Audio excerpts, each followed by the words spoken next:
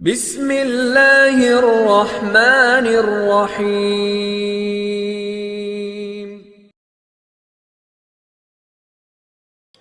نحمدہ و نصلی و نسلم علی رسولہ الکریم۔ حضرات محترم، دنیا نے یقیناً بہت سارے اللہ کے نیک بندوں کو دیکھا ہوگا، اللہ کے ولیوں کا ذکر جمیل سنا ہوگا، لیکن میں آپ کو بتا دوں کہ اللہ تبارک و تعالیٰ نے اڑیسہ کے سرزمین پر ایک ایسا مرد مجاہد پیدا کیا جسے دنیا مجاہد ملت کے نام سے جانتی اور پہچانتی ہے۔ آپ کے کشف و کرامت کے حال بیان سے باہر ہے۔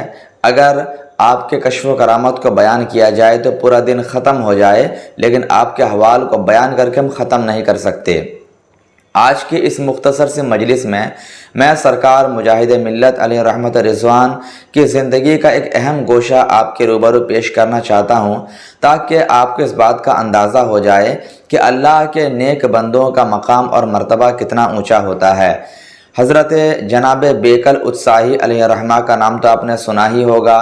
بلرام پور ضلع کے بہت مشہور و معروف شخصیت جناب بیکل اتساہی صاحب رحمۃ اللہ تعالی علیہ، آپ بیان فرماتے ہیں کہ ایک بار میں سرکار مجاہد ملت کی زیارت کے غرض سے اڑیسہ کی سرزمین میں آیا تو میں سرکار مجاہد ملت علیہ رحمت رضوان جس کٹیا میں آرام فرماتے تھے اس میں رہنے لگا۔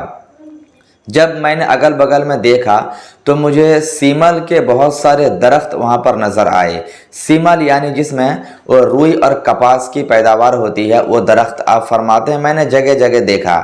تو دیکھنے کے بعد میرے دل میں یہ خواہش پیدا ہوئی کہ جب میں یہاں سے جاؤں گا تو کچھ تکیے اپنے ساتھ بنوا کر کے لے کر جاؤں گا۔ آپ فرماتے ہیں اتفاق سے یہ بات میرے ذہن سے نکل جاتی ہے، لیکن خدا کی شان دیکھیں، اللہ کے ولیوں کا مقام اور علم دیکھیں۔